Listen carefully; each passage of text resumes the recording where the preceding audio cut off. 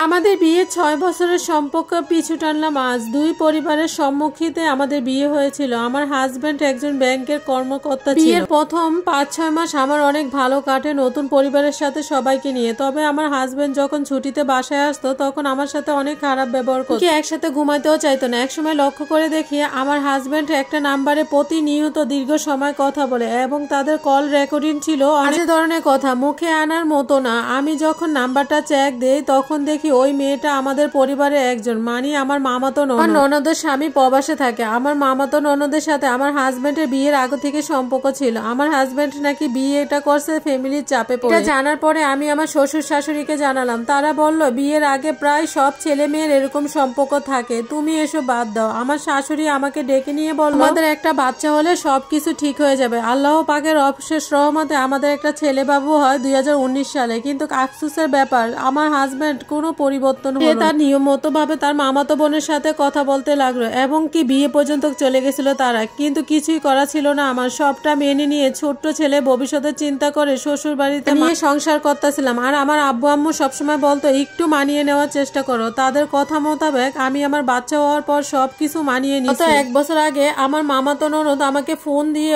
অনেক কথা বলে আমি নাকি তাদের সম্পর্ক মাঝে কাটা হয়ে রয়েছি। আমার হাজবেন্ডের সাথে তার সম্পর্ক, সেই জন্য তার স্বামী মতো বাড়িতে আসে না। সেই জন্য আমার হাজবেন্ড আমার মামাতো বোনকে বিয়ে করতে চায়। তারা দুজন একসাথে সংসার করতে চায়। আমি যেন তাদের মাঝে দেওয়াল হয়ে না দাঁড়াই আফসাপ আমাকে বলে দিল। আমাকে বলার পরে আমার মেজাজটা অনেক বেশি গরম হয়ে গিয়েছিল। তখন তাকে আমি বললাম দেখো আমাদের একটা ছেলে বাবু হয়েছে, আমাদের মাঝে এসো না। কিন্তু সে আমার একটা কথা শোনেনি। আমার ছেলে দোয়া দিয়ে বলেছিলাম আমি আমার সংসারটা করতে চাই। ও আমাকে অনেক বাজে ভাষায় কথা বলছিল। এরপরে আমার হাজবেন্ড যখন বাড়িতে আসে ছুটিতে তখন আমি তাকে ডেকে নিয়ে ঘরে সব কথাগুলা শোনায়। দেখো তোমার একটা ছেলে হয়েছে এবং কি আমি তোমার বউ, এই অবস্থায় তোমার ওই মেয়ের সাথে কথা বলা একদম উচিত না। এতটুকু কথা বলতে সে অনেক বেশি রাগ করে ফেলে, অনেক ঝগড়া করে এবং কি সেদিন প্রথম আমার গায়ে হাত তোলে এবং আমাকে বলে দেয় আমি যেন সকাল হলে ছেলেকে নিয়ে আমার বাবার বাড়িতে চলে যাই। তখন আমার শ্বশুর শাশুড়ি ছেলের পক্ষে ছিল। সব ঘটনা নিজের চোখে দেখার পরও